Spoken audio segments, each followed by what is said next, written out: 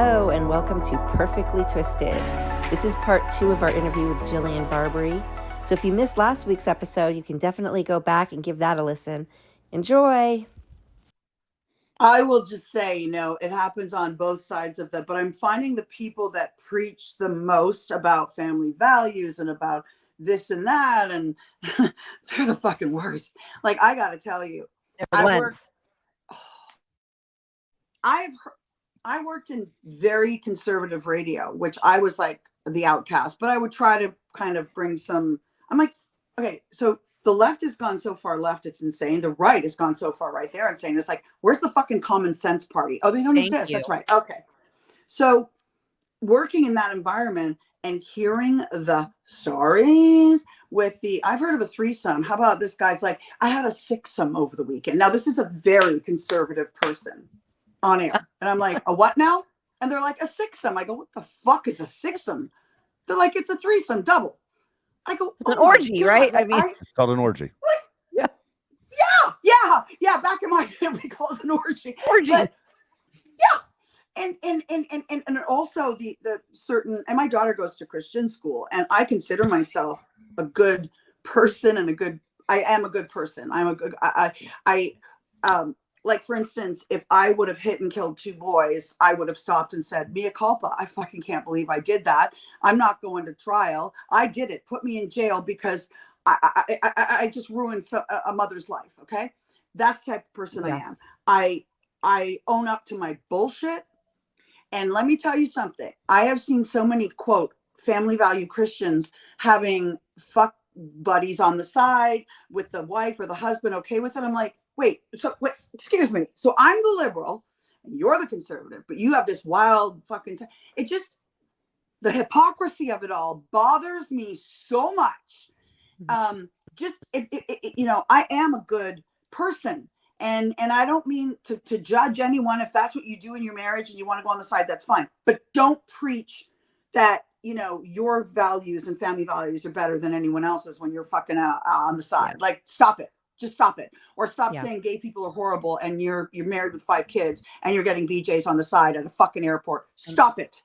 Yeah. Stop it. It makes me enraged. And I don't want to get political. I've been on both sides. I worked in extremely fun environment at Good Day LA. People say, how did you get away? I said, we just fucking told the facts. We didn't sit and like harp on stories. We would tell what was going on, and sometimes we joke around or whatever. We had a good time. But when I worked in very conservative radio, I found that everything was skewed. It was all skewed a certain way. I don't like that. I came from news where you just fucking report on what happened and nobody sits in. But CNN is skewed to the right and Fox is skewed to the left, or the right. Sorry. Other way. Yeah. Yeah. Other way around. Yeah.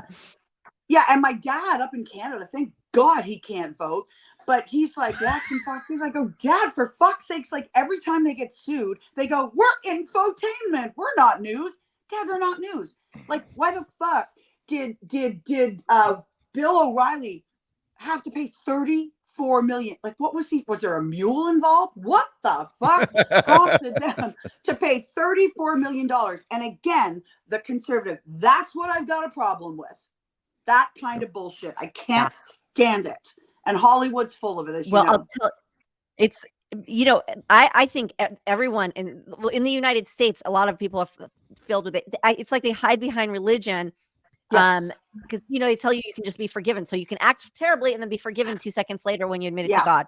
So whenever I'm on social media and people attack me, they attack me because they think that I made up the story about that on Charles in Charge, and they think it was politically driven because I did not realize he was a huge Trump supporter. It had nothing to do with it. And what people don't realize is I was raised very conservative. Each side has lost its mind, and I'm stuck in the middle. I'm alone here. There's no, just like, are we ever going to see anything on the ballot where there's somebody like us? Is there anybody in the middle? But I get attacked, and a couple times, I very rarely give these people my attention because I just know where they're coming from. But every single time it says God first in their bio, God first, love Christ, always that in their bio, and they're Patriot. the meanest, nastiest. Go kill yourself, you ugly, this, that, and everything. You're disgusting. You're everything, and it's always a Christian person. And I'm like, what is it? What is this? I think, Bizarre. I think, and I'm not, and listen, I don't mean to say that about all Christian people. Don't get no, that no, twisted. God, no. I'm saying the haters are always have Christ in their bio. I am Well, I not saying think, Christian people are bad. It's just no.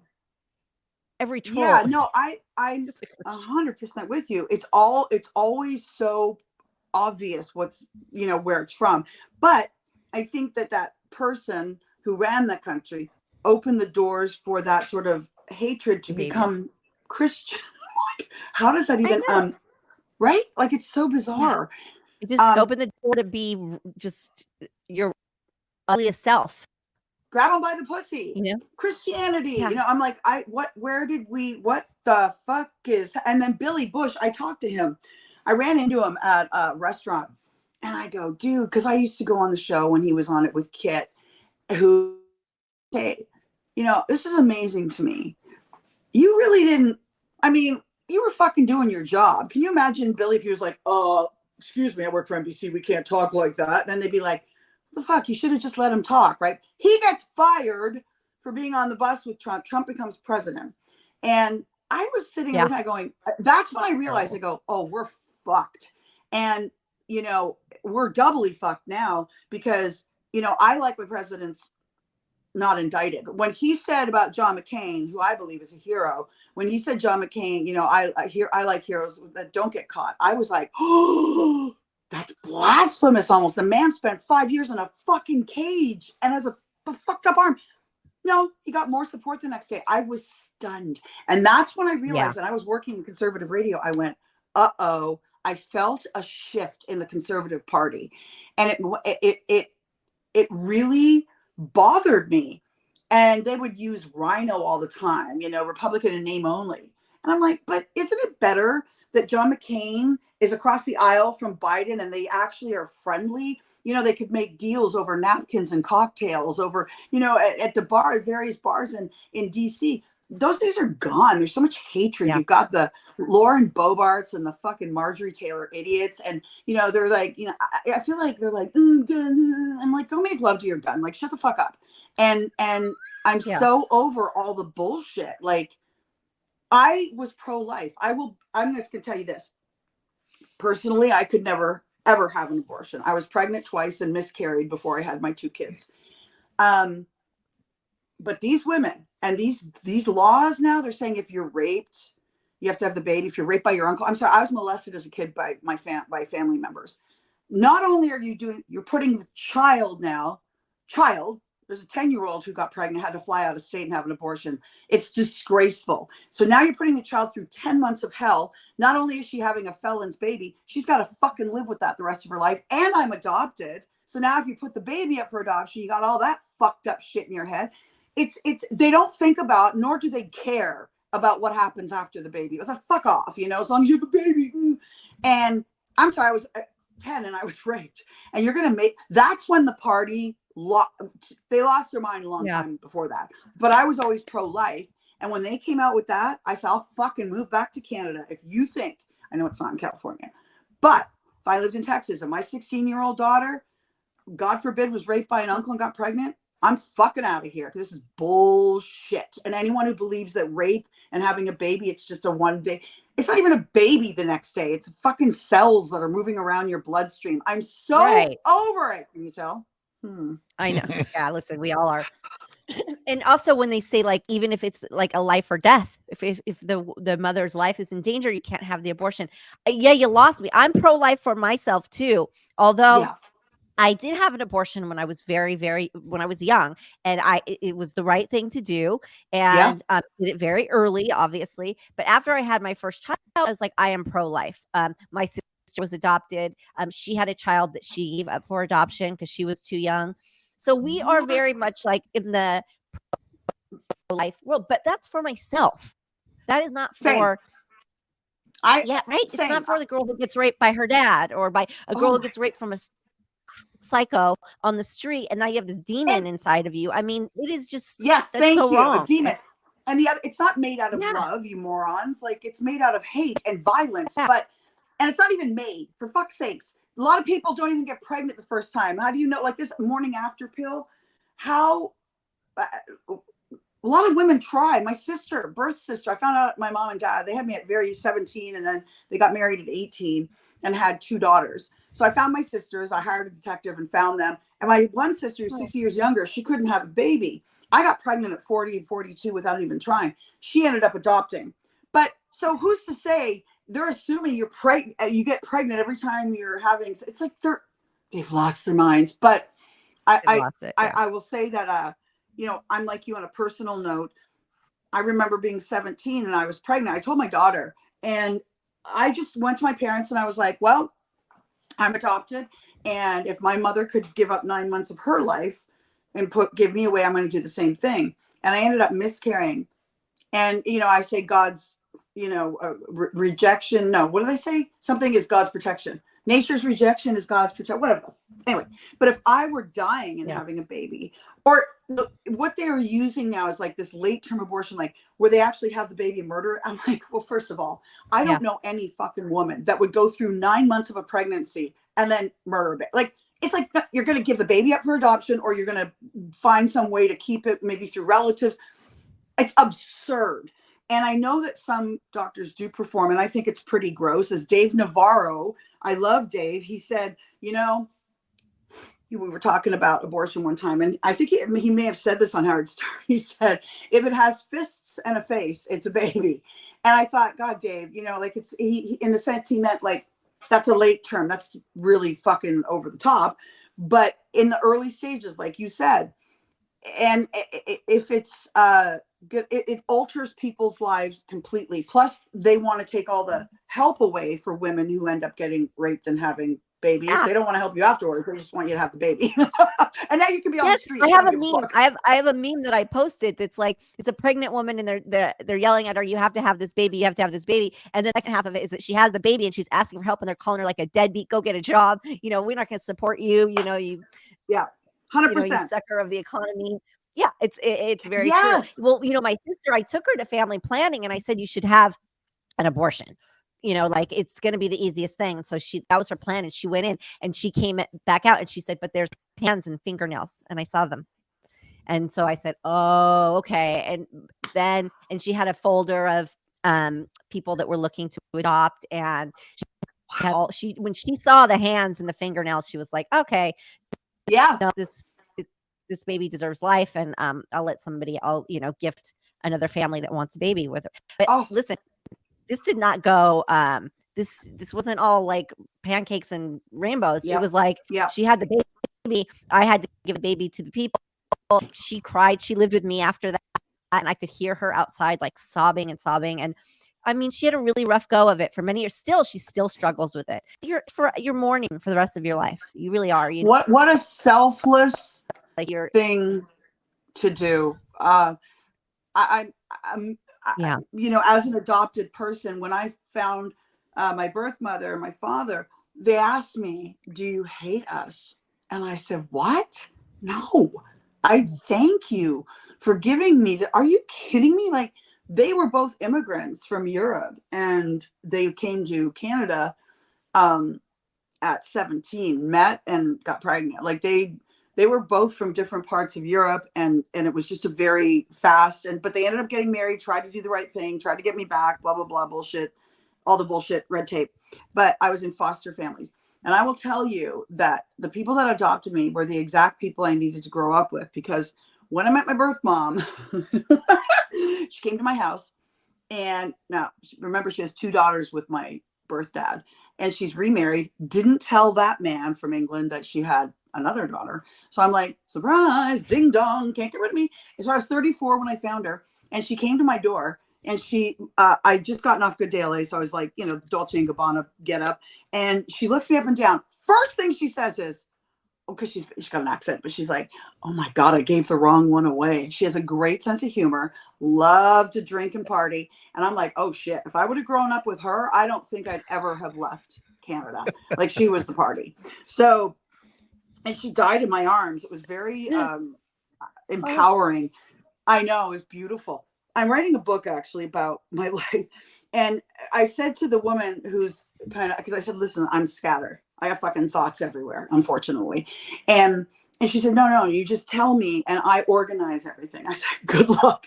But that was one of the great experiences of my life.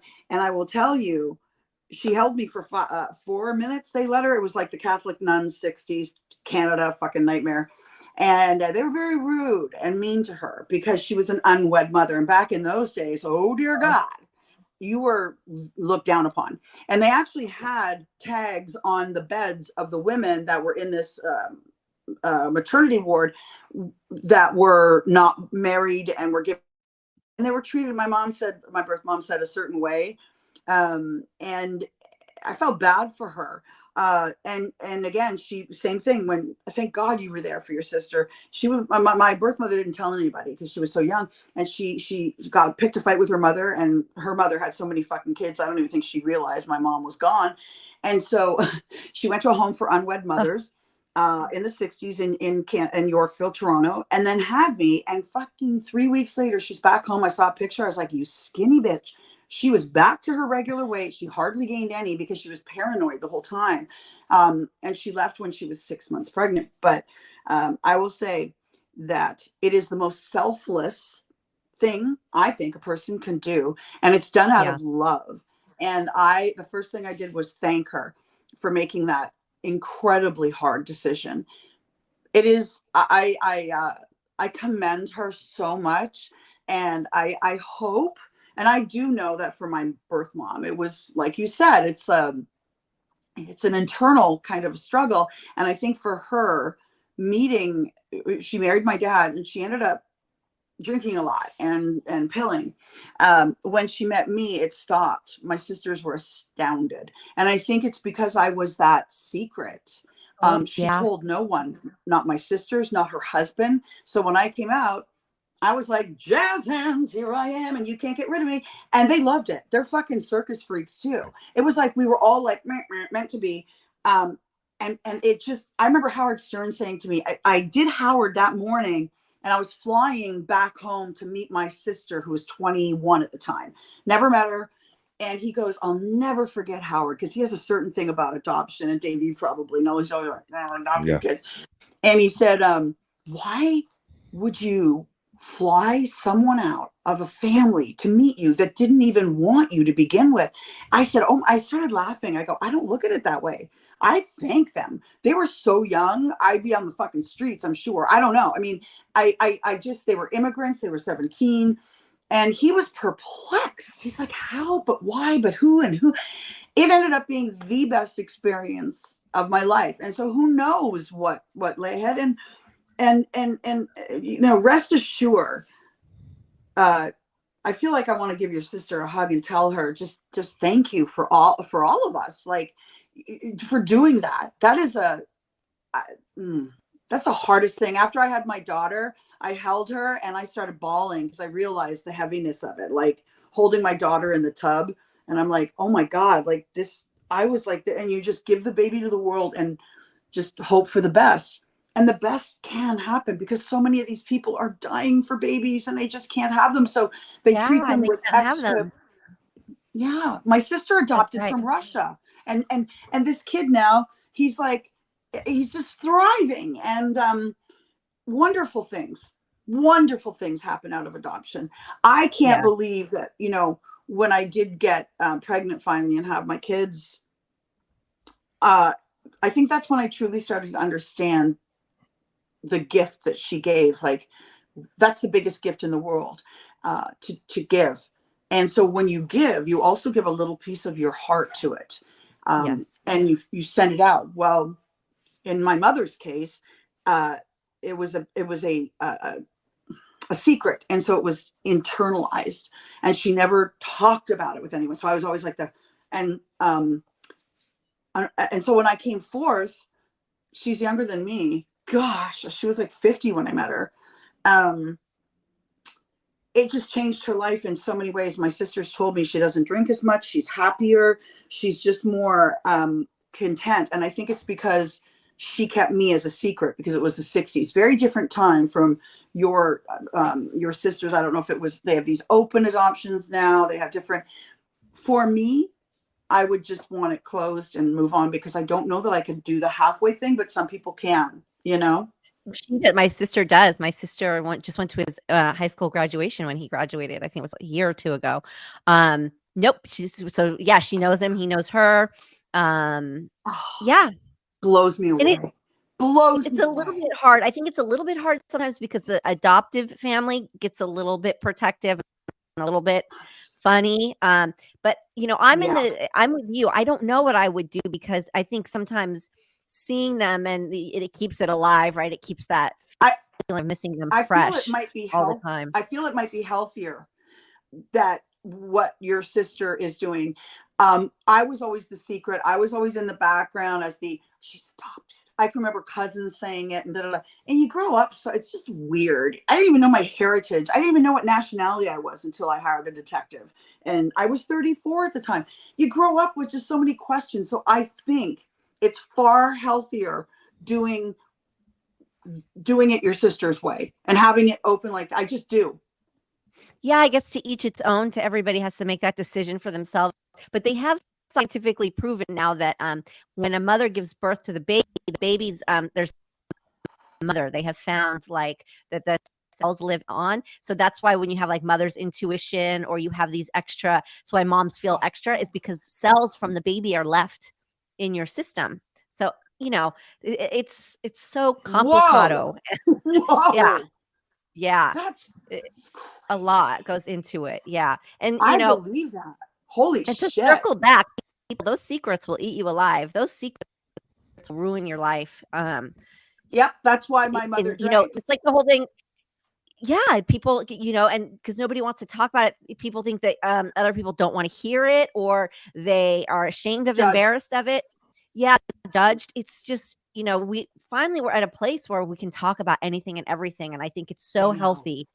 I was thinking that for gay people growing up, like I know some of them had Will and Grace. It was like, yay, finally a gay character. But now it's like, holy shit, I went to Ulta the other day and this guy's makeup was better. I was like, fucking on point, my friend. And, but I do have conservative friends that are like, what? Oh. And I'm like, hey, better than him doing something bad to himself because nobody accepts him. I don't care, man. As long as you're not hurting puppies and fucking murdering people like the Manson family, I got no problem with how you live or what you do. It just doesn't affect me. Same. Like you do, you be happy. I'm not interested just don't in hurt people, sleeping with. Yeah. Like, I don't care what you wear, who you're sleeping with. I could say the same thing about people who are against it. It's like, well, have you checked in the mirror lately? Yeah. What you're wearing? That's sure what you're better than. Yeah, people are nuts, but it's so good. And even like being able to talk about cancer now, because now it's not even like it's not even such a weird thing. It's like, who doesn't have it? Who isn't affected by it? I have a question for you, quick, Nicole, because I know that you guys do this hour show, but we've already gone over. Okay, when did you and how did you find? Mine was an inverted nipple. It wasn't a lump. It didn't hurt. How did you find out? Who told you? And what was your first? What was your thought? What happened? Okay, I was scheduled for my mammogram already in December and October, and it started throbbing one day. Like I was having like a throbbing.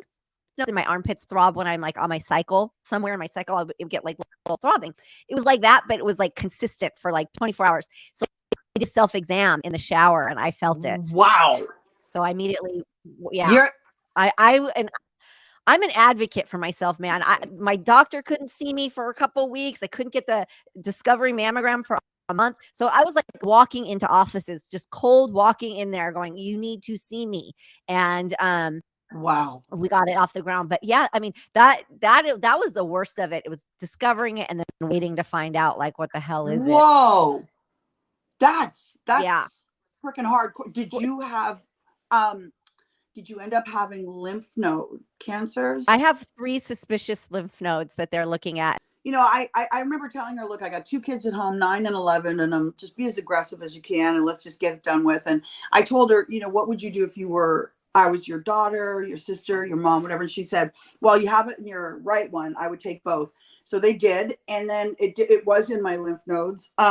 I've never had fake tits. And so they put it, I said the day on the gurney, I was like getting my operation. I go, I don't want implants. I don't. They're like, oh. No. Everyone's like, what? I was like, no, I don't want implants. No, you're going to be concave. Trust me, you got to get implants.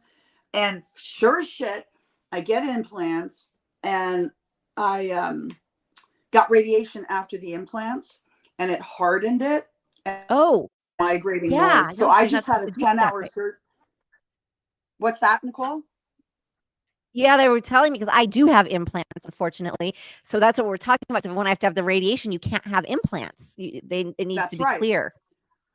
100%. Because I don't know why they would do this to me, but they're like, they didn't even tell me that there was something called a deep flap surgery. So I ended up fucking getting it just recently, and it was, they said, a 6 to 8 week recovery, and I was like, okay, like I'm like, yeah, whatever. And so they go, do you have anyone at home? And I didn't want my daughter here again. She's in fucking high school. She's in plays. I don't want her seeing bed. Like, they've already seen me go through chemo.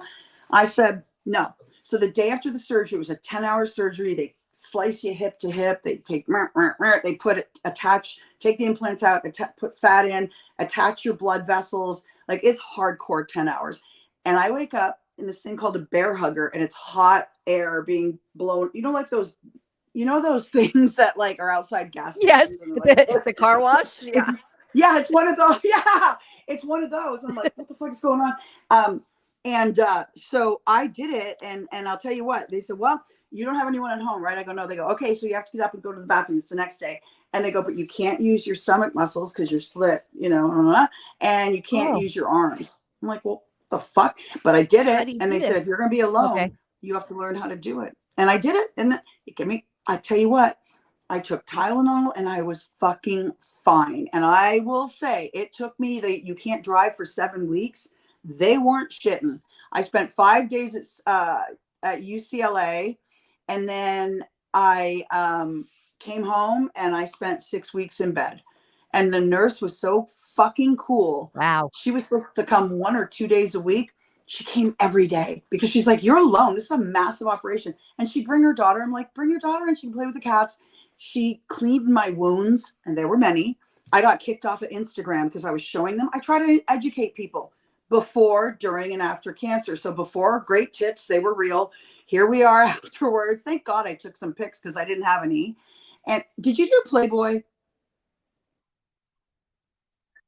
No, I didn't do Playboy, Okay, but good. Because I was offered pics. Playboy and like a fucking asshole. I said no 4 years in a row because I would have had something to show, but I have a couple of titty pics, right? So anyway, so I put the titty pics, and then before and then during was all sliced up like a Christmas turkey.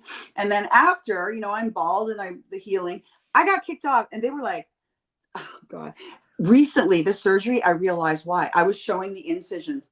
One stitch must have, I don't know what happened, but I realized the photo. I was like, why the fuck would they kick me off? These are just medical pictures. There's no nipples. There's nothing. And then I saw the photo, and it resembled something very sexual. And I was like, oh, they thought it was a vagina. They thought I was showing my vagina. And it was actually my wound. Yeah. So I got that fixed. I went back to the doctor. I'm like, apparently this looks like a so they fixed it. And I'm like, I've got two. Yeah, it was fucking crazy. But I'm healing, and I'm doing really, really well. And now they said to me, okay, part 3. And I'm like, there's a third part to this bullshit. And they go, yeah, it's 3D nipples. And I'm like, I don't give a fuck about that. And then they were showing me some, and I was like, ooh, yes. So they will actually tattoo them. And I saw some of this person's work, and you don't have to pay for it. It's insurance. Her work is phenomenal. I was like, this is a Jedi mind fuck, because it seems like they would be out, like they're 3D. But when you touch, it's 3D smooth. It's like, 3D printing. No. Okay. Well, there's another like they make little nipples in the they can in surgery leave, like I think it's like a puckered thing or something, and then tattoo around it. I was like, I'm not going through all that bullshit. I'm very lazy. No. Very lazy. Yeah. I loved when I was bald. I was like, yeehaw, motherfucker, because you're just free. You don't have to worry about anything. It was nice not to. I didn't wear makeup for 4 years. I'm still not really wearing, and it's like nice after all that time in television, and you know what that's like, where it's like powder, Yeah. let the skin breathe. It's nice to just be Yeah, just be natural. Wait, let me ask. So, are your tits like the best they've ever Oh looked right God, now? no, no, no. It's a shit show. It's a carnival Oh act. no. Oh But no. I'm still in the Oh, process okay. because they took out the implants and did this. It's called the deep flap. It's DIEP. And when you look it up, they brought it up so casually. They're like, yeah, we'll just take out, it's a hardened implant. It went all the way up under my collarbone. It was fucking disgusting. And because it migrates, it changes shape. It's a shit show. So I'm like, yeah, get rid of it. They're like, yeah, it's a deep flap. No big deal. Oh my goodness. It was something, but I'll tell you, I'm so happy I have it because it's my Big deal. own Yeah. body.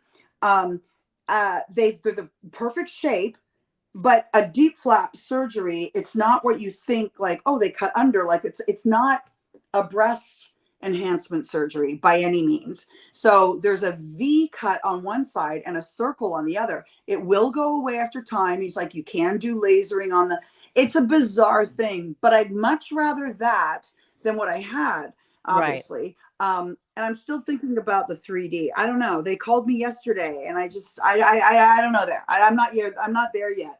And I also think, like, isn't that just for, like, if you're dating? And my girlfriend's like, no, it's self-esteem. It's just sort of like looking in the mirror and saying, okay. And they'll look at you can pick exactly, color and go with what you had, and they'll do Yeah. it perfectly. And it's just about looking in the mirror before you're putting your bra on. It's not about dating a dude and impressing him. It's about you getting back to Feeling good. who you are. Feeling normalized. Yeah. Yeah. Well, I'll definitely get my nipples smaller than what they are now. Yeah. Mine will be small, Yeah. but I feel like I'm gonna miss them. I'm gonna miss my nipples. I mean, I don't mean to be a pervert. Yeah. Yeah. I like I them. used to say, I get it. I get it. Mine were so nice. And I'm like, now they're in a fucking landfill somewhere.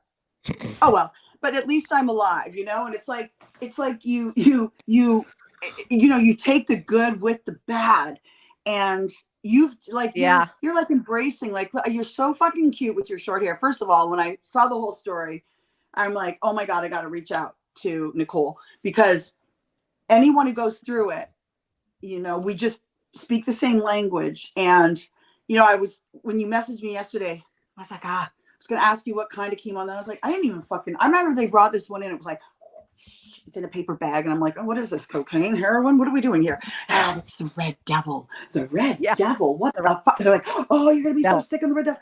And then I was like, oh shit, well, bring it on. Okay. And I watched Game of Thrones. I felt nothing. I was fine. And then they brought the other one in. I wasn't on that other. There's one that makes people. It's the T one. I can't think of the name.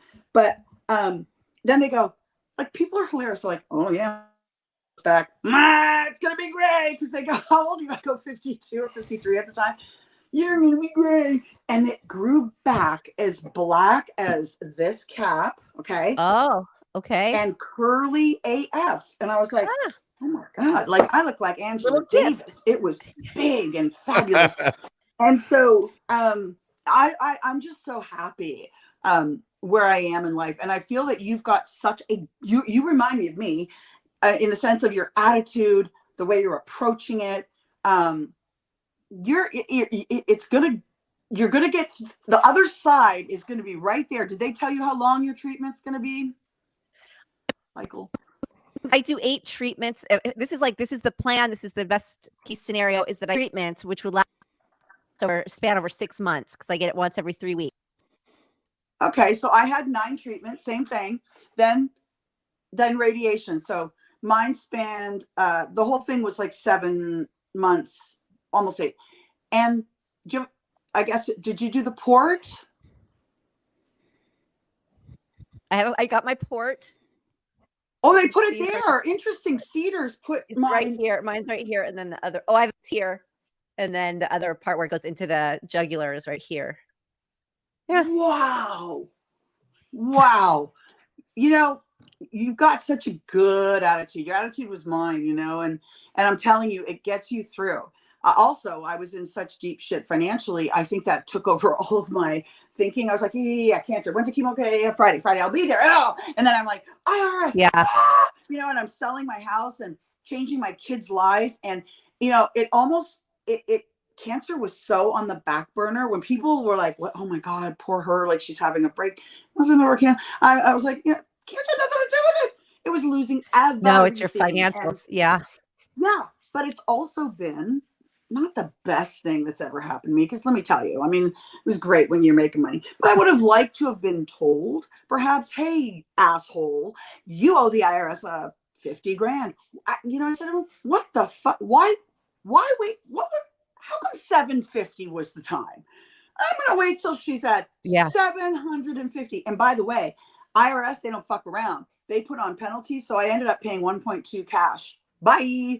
I lost my entire IRA, my whole future gone, whatever. But my attitude is I could pull a Pamela Anderson and move back to Canada eventually when the kids grow, because my pension is worth more up there. You get it's just a better lifestyle. It's almost double in some cases. So I've thought about it, and it has made me realize that I'm a strong bitch. Like, it's not about the Louboutin shoe. I sold everything except for a couple very meaningful things for my daughter. I sold it all, right? And you're just okay. I get by what I need. You don't care. Yeah. Yeah, you could have all these things. I could have my Rolex collection, and trying to find a place to sleep at night, or you sell it, and everybody's fed and happy and clothed. And 100%. a lot of people will say to me like, "Oh, you should downsize." I can't downsize anymore in LA County because my daughter is 12 years old. She's in the throes of middle school, junior high school. There's no like tearing her away from all of her friends and anything that's stable in her life during a cancer battle for her mother. I do. It's not that I get simple. it. I'm as downsized as I could get. Just astronomical to live out here, but I can't rip that away from my kid. I know. Those people. I totally get you. Yeah, I'm with you. Anyway, yeah, go ahead. I love you. You are the best. And Dave, you're awesome because you're so mellow. It was great meeting you. It was great meeting you. You as well, Dave. Yeah, I look up to you so much. Because you and Kristen Dahlgren, I don't know if you know her or not. You are my two that I go to because you didn't get sick, positive attitude. You're doing great. She had the D flap too.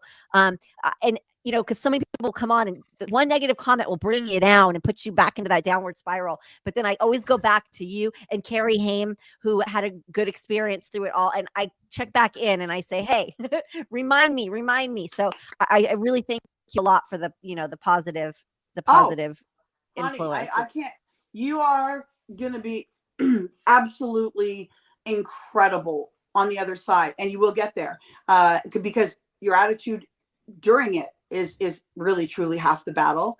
And having loved ones around you, like I see your kitty cat. I've got 2 kitty cats. It's the little things that just the comfort, the joys, of course, children, and realizing what's important in life. It's not getting that next TV show or being the thinnest you can be or the hottest you and I have done all those parties and been there, done that. No. And it's wonderful. And I'm so grateful. But the truth about life is just every single day, staying in the moment, like what's happening right now. We're all together and it's fucking awesome. And next I'll, go where I'm going and I'll see Heather and we'll be fun. And then I pick up my daughter from school. I try to stay mentally in the moment. Yeah, I adore you. I adore you. And I'm so proud of you. You're going to get through it. It's going to be on the other side. And I can't wait to take the journey with you. And I'm always here, a phone call away. Dave, same. And it won't take 36 years for me to get back to you. I promise. I appreciate it. Take care, all right, guys. Much love to you both. Bye. You too. Bye, guys. Thanks. Bye. Hey, Nicole, I want to get to today's mailbag. Again, if you have a question for Nicole, you want to ask her a question, all you have to do is go to the website, perfectlytwistedpod.com. You'll see the daily mailbag right at the top.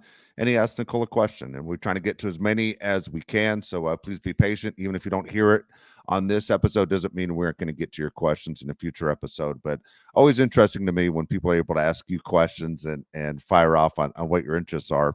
And this week we have some where people have obviously listened to the show and see what direction your life is going. So the questions are appropriate.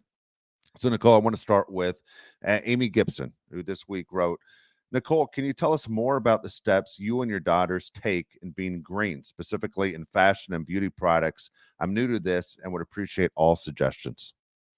Yes, great question. Love this question. So as far as clothing goes, we buy a lot of secondhand.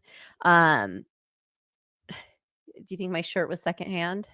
I paid more for the wear and tear. There you go.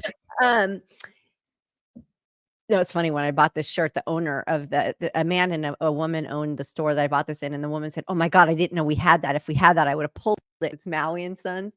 It's an old Maui and Sons. I like She's it. like, "Oh, you got so lucky you found that." So we buy a lot of secondhand. We love thrifting. We make a thing of it. Also, a lot of people might not know, but H&M has a line. It's more like sweats and t-shirts and stuff like that, like loungewear, but it's very cute and it's all 100% recycled cottons. So you can go into H&M and bring clothing that you're getting rid of, and they will credit you 15% off in their store. And then there is a whole entire section of clothing that they use. Most of their clothing is used from recycled fabrics, but there's one that's 100%. They have its own little department. So you just look for companies that do that. And, you know, it can be fun too. It's actually more fun than going into department stores and stuff like that. We make a thing of it, and you find your favorite little spots, and it's hit or miss. But when you find great things, it's super rewarding because if you go into a department store or a boutique, you're always going to find stuff you love, and usually it's like all the things you want is unaffordable and out of your budget, and you have to like choose down. But when you do thrifting, it's like you find stuff, you get super excited about it. It's like, I got this, it was so great, and it was a deal, and you're giving back. So there's so many good things, so rewarding in so many ways. And with products, many more companies are conscious of it. And I talked about the company Lush Cosmetics on the last episode, and they're somebody who they don't even put like chemical preservatives in it. It is all natural. So they're a great alternative to drugstore and department store brands. But like I said, a lot of them are doing clean makeup. If you go into a Sephora and you ask, because it can be overwhelming, at least for me, they'll direct you. And there's a lot of companies doing very clean vegan makeup, and luckily our options are growing out there, so it's not as hard as it used to be. We use bamboo toothbrushes, things like that. Super simple. You can find them anywhere. You can find them really cheap at stores like Marshall's, TJ Maxx, where they were originally priced at $15. You can get them for $3. Our dental floss, those anything little plastic, you got to look for. They have bio-friendly flosses. We reuse containers. We have reusable bags. What's a big one is reusable produce bags, because those plastic bags are just as bad. You just start to get more conscious of it. Shampoo now, not that plastic bottle. Dry washer sheets instead of buying a big thing of detergent. Also, there's a company called Blue Land, and there's a lot of companies out there where you buy like a glass hand dispenser, and then you buy pellets of soap. So you just refill this bottle instead of getting a new plastic bottle every time. It's little things like that make a huge difference. Like I use Swedish hand towels, which are like paper towels, but you reuse them and you can throw them into the washing machine and use them again. So they're like always around. So you're not like going through hundreds of paper towels. And plastic containers instead of like Ziplocs and tinfoil and saran wrap. Just all those little things. Start small so you don't get overwhelmed, and pretty quickly you'll see how easy it is to adapt.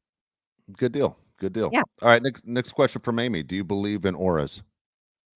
Oh, I do. I definitely believe what energy you put out there is what you give back. And if anybody tells me they can't feel that, I think that they're lying, because if you go out and you're in a bad mood, don't you hit every red light? Doesn't your sleeve constantly get caught on the doorknob of something, or you're hurting yourself or dropping shit? People are being rude to you. And it means that you don't give a fuck about anything, and you're out just enjoying your day and driving. You hit all the green lights, you get perfect parking, there are no lines, people are saying hi. Like, I feel it big firsthand. So I do believe in what you put out there is what you get back. And I know that auras might go a little bit deeper than I have gotten into it, but I just know what you project is what you're going to get back. And I think that that's huge. I think that that's huge in life. And a lot of people don't really realize that, but You know what? You So know, here's the funny thing. We just mentioned the red lights. Whenever I have to be somewhere, like I'm running late and I got to get there, I hit every fucking red light. But then at the same time, if I'm driving somewhere and I'm not in a hurry and I drop something on the floor that I'm worried about, like going under the brake that's going to keep me from stopping the car, like it would be nice to get a red light once in a while to get that out from under my feet. I hit every fucking green light. Like yeah. this is the one time I need a red light. Can I get a red light? Can't get a red light.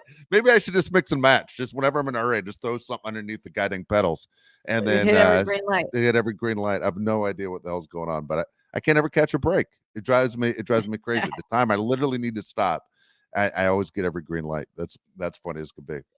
It says, Nicole, are you naturally good at cooking, or is it something that took experience?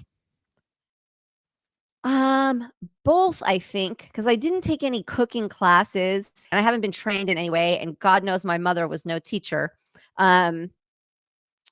So I started cooking simply out of my love for food, and then having a child who, my oldest had quite the palate and wanted quite the meals a lot. And I thought, I can't afford this kid.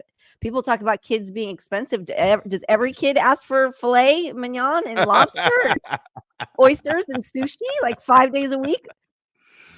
I take my kids to say, well, do you want to get like a In-N-Out or like a, like a drive-through thing? And they look at me like I'm punishing them. So I think it was out of necessity more so than anything. Oh, that's good. That's funny.